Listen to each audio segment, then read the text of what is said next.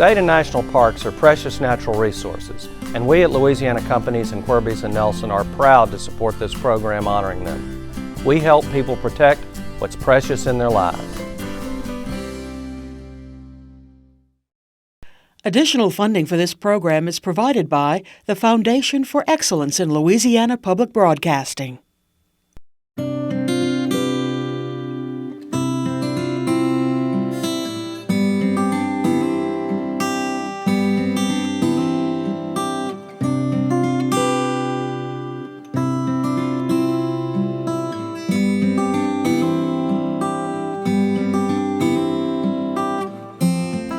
Hi everyone, I'm Charlie Winham. Welcome to Louisiana's Natural Treasures, our national sites. When you think of national parks, places like Yosemite, Yellowstone, and the Grand Canyon come to mind. But here in Louisiana, several important sites fit into the Park Service's mission to preserve, protect, and share the legacies of this land. We are about to go exploring to vast areas that are part of the National Park Service in Louisiana, as well as visit the state's only national forest. There are 155 national forests in the United States, containing almost 190 million acres of land. Louisiana is home to one of these natural jewels. The Kisatchie National Forest crisscrosses central and northern parts of Louisiana, offering visitors a view of a lush and unique landscape. And we are about to explore the Catahoula and Kisatchie Ranger Districts, where serenity and silence are common threads.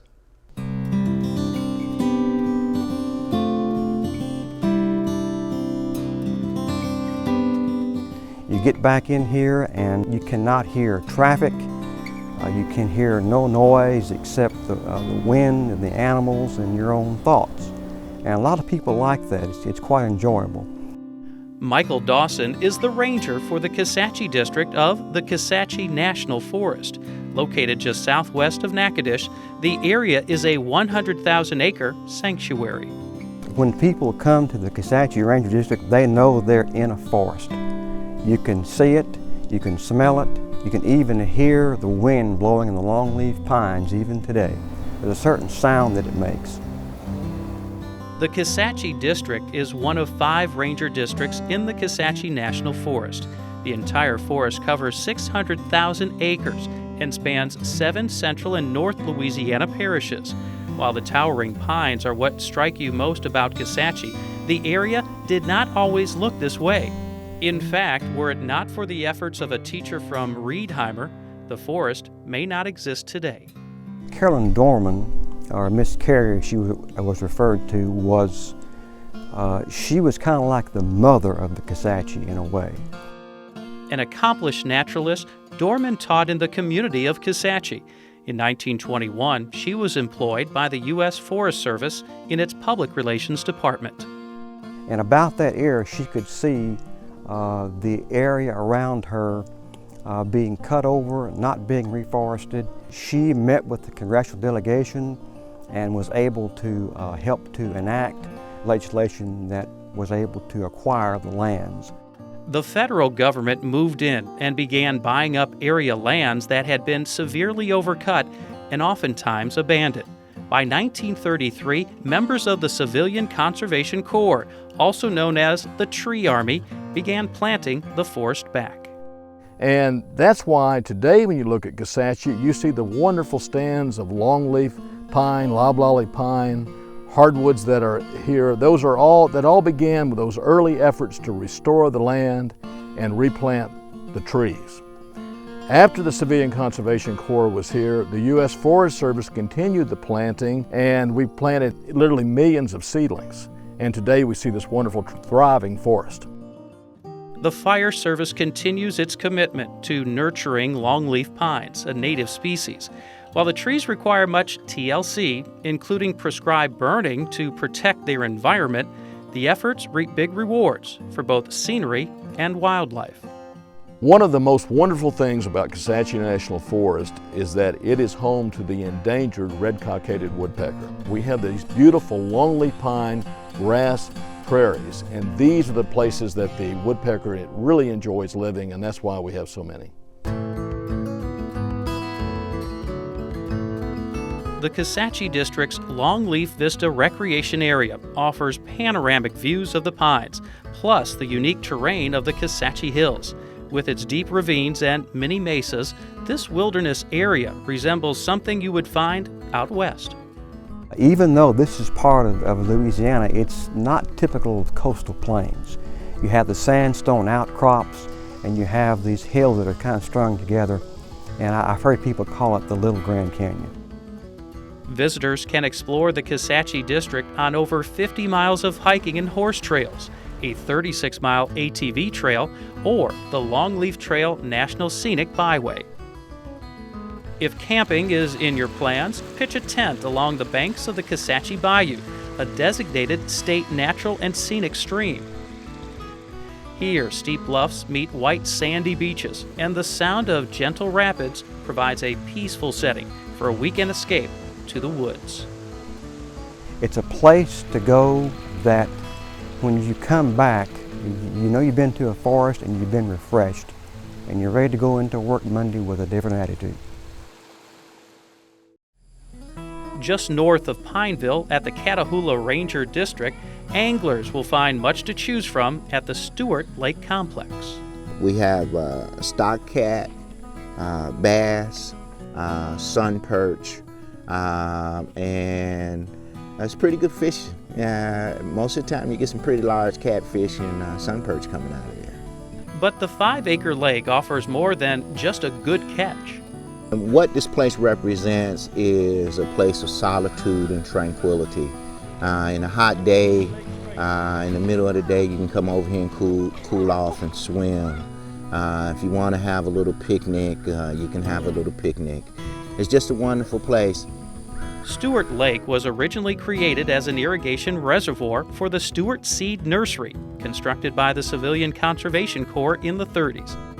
Besides its recreational opportunities, the district offers a view of the state's military past. The unit actually sits on a historical gold mine, everything from Confederate troops who marched along the trails and the roads here to get the different designations, to the advent of the Louisiana maneuvers and the historical contribution that Louisiana made to the World War II effort. Walk or ride the Camp Livingston trails and you can see remnants of the U.S. Army installation that sat at the epicenter of the World War II training maneuvers in 1941. That facility had movie theaters, a roller rink.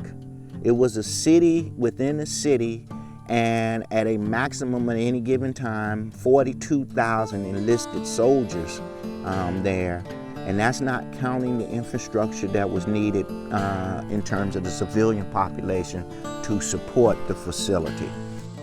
Camp Livingston also had 2 swimming pools and a gymnasium for the more than 350,000 soldiers that ultimately passed through its gates. Rod Serling of Twilight Zone was an infantryman here. Dr. Henry Kissinger trained here. The first Black Tank Brigade, the Black Panthers, originated here at Camp Livingston. The district is in the planning stages of establishing the Louisiana Maneuvers Interpretive Trail, a move Catahoula District Ranger Rodney Stone is particularly passionate about.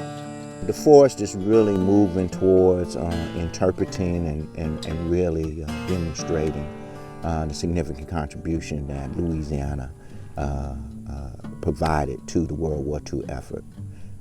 And it's really a hidden secret, and the country and the world really needs to know what we did here.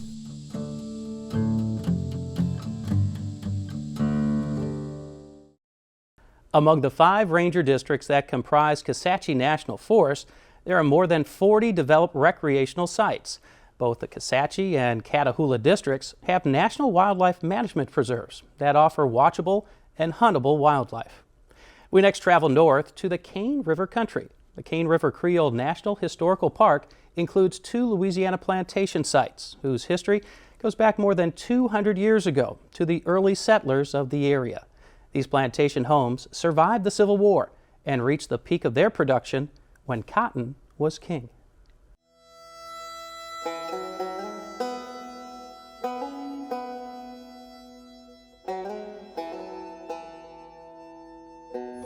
This national park includes the 2 most intact French Creole plantations in the United States. Magnolia Plantation was settled by Frenchman Ambrose Lecout, whose daughters later married into the Herzog family. Oakland Plantation traces its beginnings back to Pierre Emmanuel Prudhomme. These families retained possession of the plantations for 200 years, through 7th and 8th generations. Today, the plantations are National Historic Landmarks. While indigo and tobacco were their initial crops, cotton swept the South as the top moneymaker. Greg Dugan, an 8th-generation direct descendant of the original owner of Oakland Plantation, offers some insight into the history of cotton farming. If you've ever massaged a bag of cotton balls, it's fairly soft. A bale of cotton is not soft. They used to put them in holes in between the hulls of ships to protect the blow of cannonballs. That's how hard they are. Weighing in at 450 to 500 pounds, the bales contained cotton that had been hand-picked and then pressed. This barn at Magnolia Plantation contains the remnants of a working cotton plantation, including a rare wooden screw cotton press. This particular press was made down in New Orleans and shipped up Red River, and assembled here on the plantation. Some of the timbers in it are 24 inches by 16 foot long and hewed out of single trees with an axe. Most likely it's powered by a mule. We have found a mule path in the ground. It's a brick rubble path that the mule would have walked around either one direction or the other. Depending on which way he walked, the press would either compress a bale or raise the shoe up for putting more cotton in. There's not another one like it that we know of anywhere in the world. There are other types of screw presses, but none like this. The machinery on the other side of the barn is separated by 100 years in time, when the cotton gin replaced the tedious, labor-intensive hand-picking process. The machinery on this side of the building was steam-powered, and it would have had a steam engine outside the building, and it was driven by a large belt on a large pulley, and with the line shaft equipment behind me, it would have driven what's called the gin stands up overhead. Ginning technology has not changed in 125 years. They do it exactly the same way today that they did it when Eli Whitney invented it. It's just gotten faster. The machines have gotten bigger, but the technology has not changed at all. The work of cotton ginning and pressing was hot and repetitive. It could be dangerous. The custom of calling the cotton press was captured in this Folklife recording. He's all right. He's all right. Yeah, bleeding my soul. My baby got a mojo hand. I know that. I know that. Hurry, buddy. Hurry, buddy. I know that. Yeah, she got a mojo hand. I know that. I know. It's a rhythmic song, so that you do the same thing over and over again on the same section of the song. And especially on a press that has many moving parts, it keeps you from getting your hands caught and being pressed into that bale or crushed or something like that. The cotton bales were shipped down the Red River to the cotton market in New Orleans, then onto textile mills in the New England states and overseas. Even with advancing ginning and pressing technology, cotton was a labor-intensive crop, and big plantations relied on enslaved workers. By 1850, Oakland Plantation had 275 slaves, while Magnolia Plantation, in concert with a larger family plantation in the area, was connected to nearly 285 enslaved individuals. Modern researchers are studying the lives of slaves to record and better understand their assimilation in America. The research across the South has dealt with how Africans literally became African Americans. How did they survive enslavement and then later tenancy and sharecropping?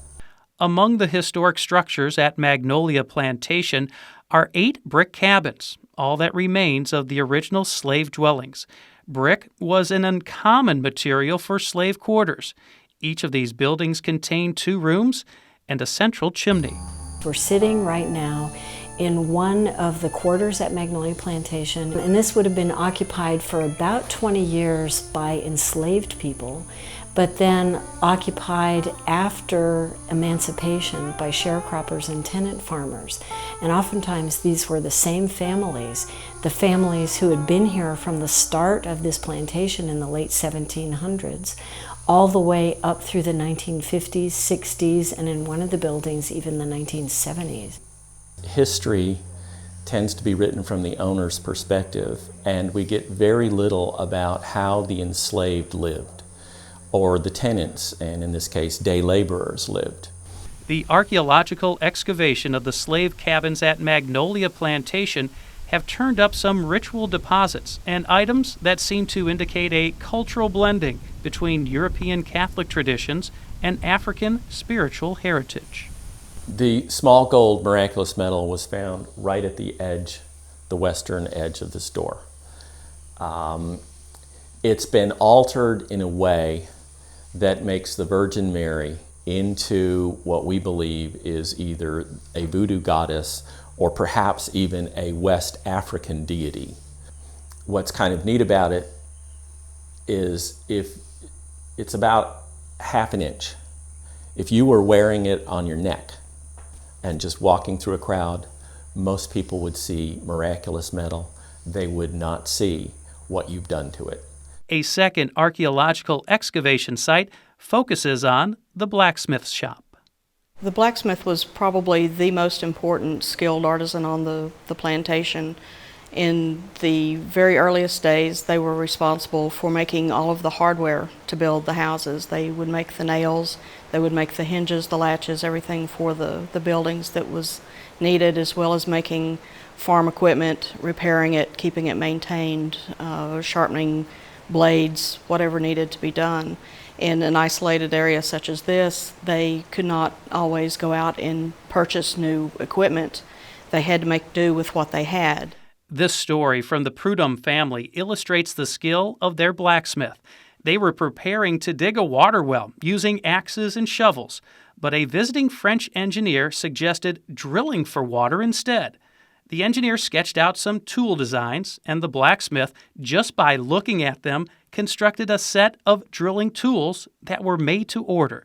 This handcrafted double helix drill bit is almost perfect in design.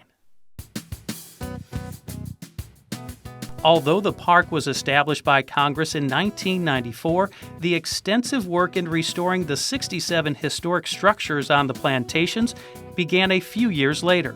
The before and after pictures clearly tell the story of those intensive restoration efforts. One of the first things that we did at both sites was emergency stabilization. We had buildings that were actually collapsing. We built a preservation crew on the park staff. We had some people who arrived skilled in preservation trades and others who learned the skills very quickly. The park staff learned historic preservation treatments like construction techniques and lime washing, and added lifts to make exhibits accessible. The park's facilities manager first arrived as a historical architect in 1998. He found that on the plantation, nothing goes to waste. Well, I like to think of this park in terms of recycling, the very early stages of recycling in America. I mean, the buildings are just eclectic. They would demolish buildings and reconstruct a new building with elements from different building types and different time periods. And so it makes it very difficult for someone coming in trying to piece together the history of a structure. The plantation stores were brought back to life at both sites. These landmarks had remained active places of commerce and community meeting sites until about 1981. Today, they're interpretive centers for the park, where visitors can learn more about plantation life and the Creole community here along the Cane River. The big plantation home at Oakland was included in the park's acquisitions, while the Magnolia Plantation home was retained by the Herzog family. When you visit the park, be sure to visit with the volunteers there. They just might be someone whose ancestors once worked the plantations or even owned them. I was the last baby actually born in the home. My brothers and I were the 6th generation to live here. And my daughter and her children lived here, so that was 7th and 8th. But it was like growing up in your own home. You know, everybody has their own home. I didn't know the difference until I got away and realized, like I told my brothers, we always had a room called the museum, and when we look around now, we realize we grew up in a museum. And the national park it's been the perfect place for it. They've done an awesome job. We're just so thrilled that they do have it and the work that they've done to restore it. Plus, they're so good to us. They include us in on so much that it's just a great relationship with the national park. And I love it because it's so nice to be able to come back. My grandfather and my father were overseers. Yeah, I grew up right here in the overseer's house. Stayed here all my life until I was left to go to Natchitoches to work. The job of the overseer was to see to the cattle and see to everything that needed to be done on the plantation. I picked cotton, yeah. And when there wasn't any to pick here, we picked with other people further down the road there. And we would pick pecans. We had pecans. Was the first car we had. We picked pecans that year, and Dad took our money and bought a car. And we say, why you did that? He said, you wanted a car, didn't you? So we had a car, a Model A Ford. It's good to see that what they're doing, you know, with the house and all. Because I never would have thought that this would have been an ark service any day. And I always liked living here. Even when I went to Natchitoches to work, I would come back home on weekends. The park has established a protective presence along the Cane River and has joined with a vibrant Creole community that appreciates and can now share with the rest of the country the story of its heritage. The Cane River Creole National Historical Park is one of 26 sites on Louisiana's African American Heritage Trail. The trail focuses on locations of historic importance that represents the contribution of African Americans to Louisiana's rich culture. Well, I hope you can stay here a little while longer because our journey around the national sites of Louisiana is far from over. When we come back, I'll take you to the Jean Lafitte National Historical Park and Preserve. You're watching Louisiana's Natural Treasures, our national sites, on Louisiana Public Broadcasting.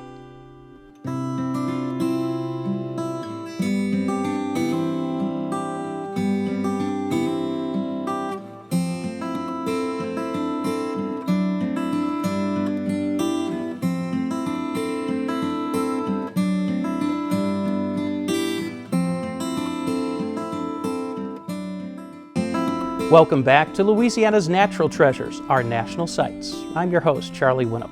Next, we focus our attention to South Louisiana and the areas of Jean Lafitte National Historical Park and Preserve. Named for the legendary privateer Jean Lafitte, the 6 sites of Jean Lafitte represent her treasure trove of adventure.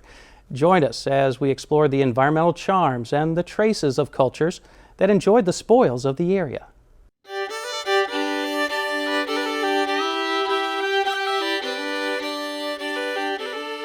The Jean Lafitte National Historical Park and Preserve harbors a wealth of ecological gems and rich cultural lore for patrons to discover as they set out on a trail to a different place and time. About 20 miles south of New Orleans at the Barataria Preserve, visitors encounter stunning flora and fauna, from levee forest to marsh, alligators to over 300 species of birds. The story of the region's history and ecology unfolds on ranger-guided tours. Park Ranger Ellen Rodriguez is our guide. We're coming up to the confluence of where the Mississippi River, when she flowed through here, broke her own levee and created what's called a crevasse, a break.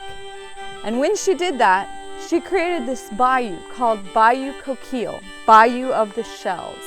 Bayou des Familles was named for the families that were settled in this area during the Spanish period. Most of them were isleños. They were islanders from the Canary Islands off the coast of Africa. Some of the swamp's current residents are of a creepier variety. You can see there's another one of those golden silks or banana spiders.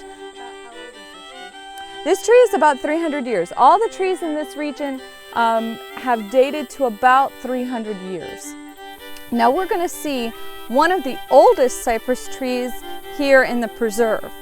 We call her the monarch, and we estimate she's at least 700 years old.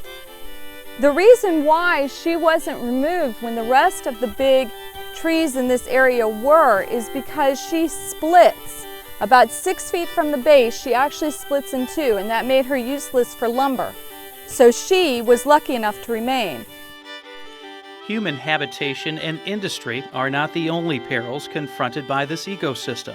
Currently, non-native invasive species like water hyacinth and giant salvinia are suffocating her bayous. We have just released giant salvinia weevils, which we're hoping will help control this invasive species to the point where the waterways can be open and viable for other aquatic life. At 5 of the 6 John Lafitte National Historical Park and Preserve sites, campers learn about biodiversity and local culture through games, crafts, workshops, hikes, and hands-on activities such as water testing and dip netting in the summer months. Our last stop is a unique and fragile ecosystem. The flottant is a floating prairie marshland, the only one of its kind in the entire national park system, found here at the Barataria site.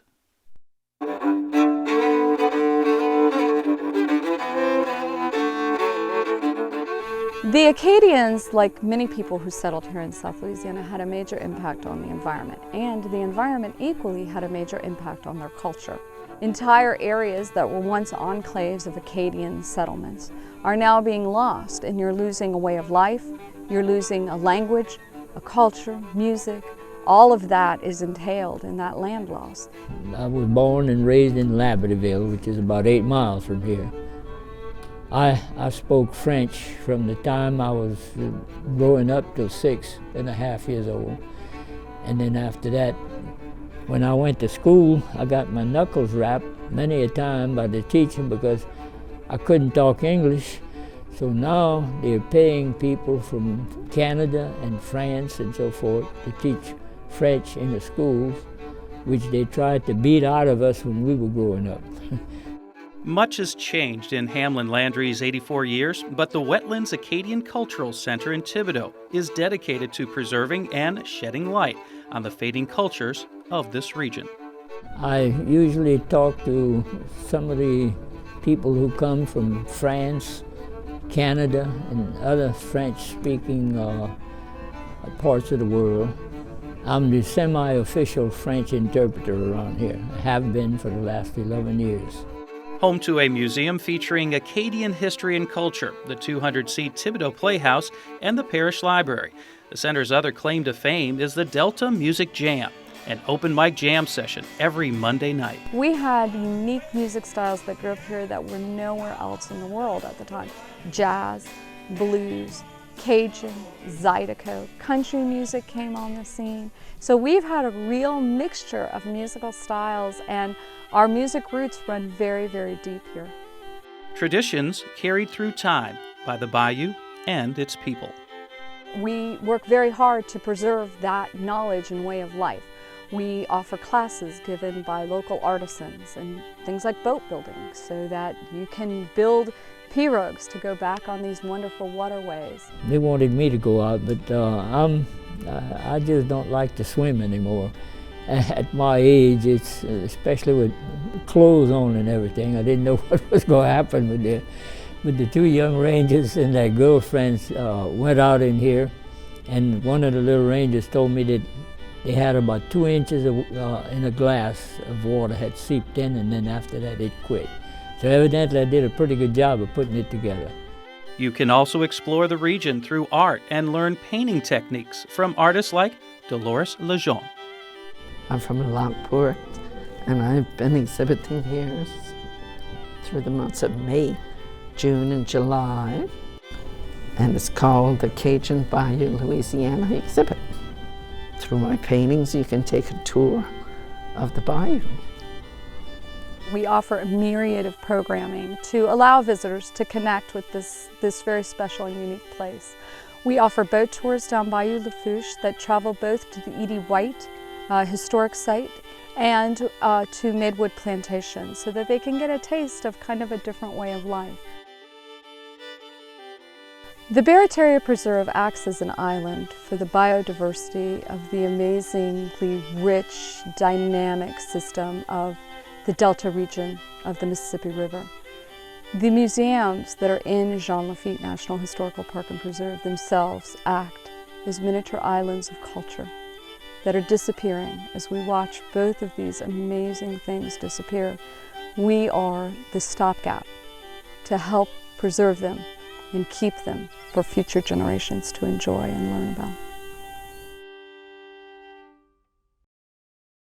As you can see, there are plenty of activities for the whole family at both the Wetlands Acadian Cultural Center in downtown Thibodaux and the Barataria Preserve outside of New Orleans. Learn more about the Barataria at the Preserve's Museum and take a free ranger-guided tour. Walks occur daily at 10 a.m. But Jean Lafitte consists of 6 sites across Louisiana, and another wonderful destination for rich history and nature is at the Acadian Cultural Center in Lafayette.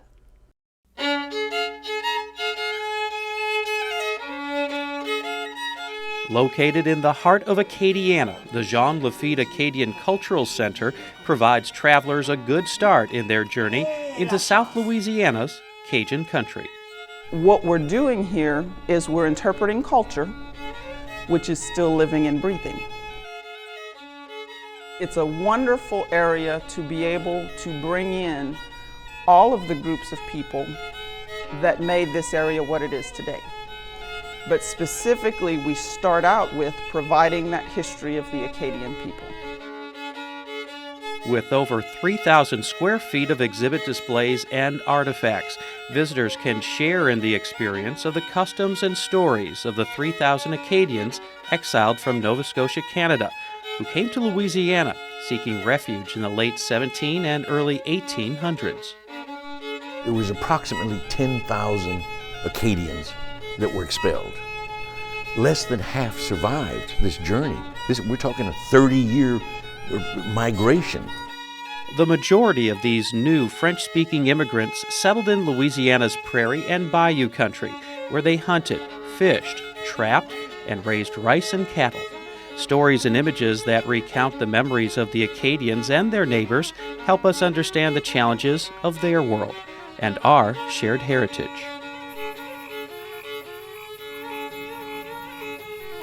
In the fall and spring of each year, through a partnership with neighboring Vermilionville Heritage and Folklife Park, rangers conduct tours in a traditional Louisiana wooden boat on Bayou Vermilion and describe the role the waterway played in the development of the present-day city of Lafayette. Originally, this area was called Vermilionville, Village of the Vermilion. And so that particular waterway is important to this area because it was not just the Acadians who settled along that waterway, but the Native Americans settled there as well. Old Spanish Trail came through there, and the reason it did is because there were boats that could come as far north as what is today Lafayette.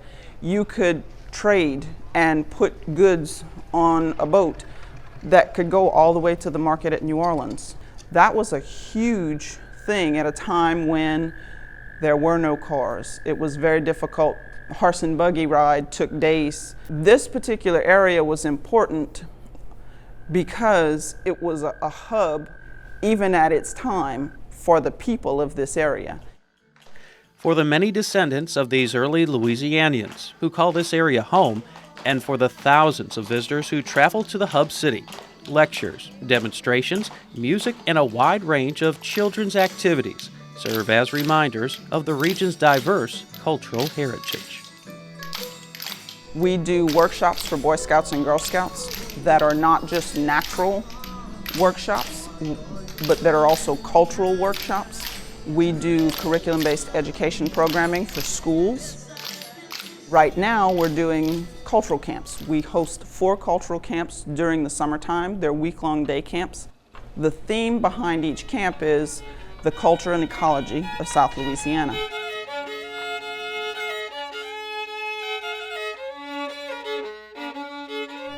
I hope that visitors that come to visit us here at John Lafitte National Park walk away with an understanding that this is a very, very unique culture, very unique language. This is the only place in the world where Cajun French is spoken. And I hope they understand our love, joie de vivre, our love of the joy of living, the joy of life.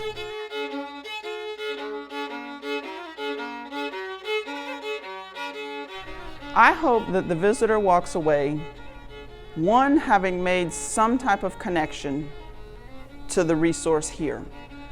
Whether it's that they go home and attempt to try and find out a little more about their history and heritage and the story of their family and their ancestors, or even that they had such a wonderful time in South Louisiana and learned so much that they want to come back. For a close-to-home day trip, a visit to the Acadian Cultural Center should prove to be one filled with rich history, outdoor adventure, and the discovery of a little something extra that just might surprise you. Lanya, as we say in Louisiana. The Acadian Cultural Center is located at 501 Fisher Road in Lafayette and is open from 8 a.m. to 5 p.m. daily. The center is managed by the National Park Service, and for the most part, admission is free, although there is a fee for boat tours, and reservations are recommended. I hope you've enjoyed this brief journey of Louisiana's national historical parks and forests. Hopefully, the journey has just begun for you, and if you would like more information on the national parks, feel free to go to the National Parks website at www.nps.gov. You can also find more information on Kisatchie National Forest by going to the Forest Service website at www.fs.fed.us. So, let the adventures begin. For everyone at Louisiana Public Broadcasting, thanks for watching.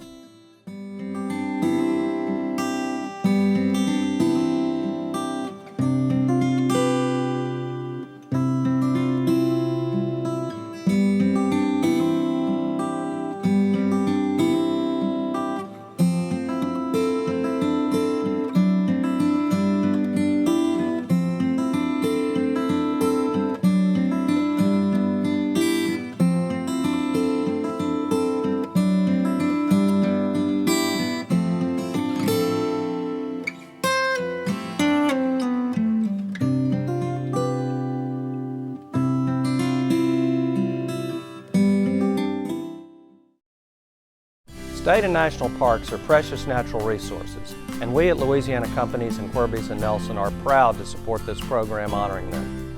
We help people protect what's precious in their lives. Additional funding for this program is provided by the Foundation for Excellence in Louisiana Public Broadcasting.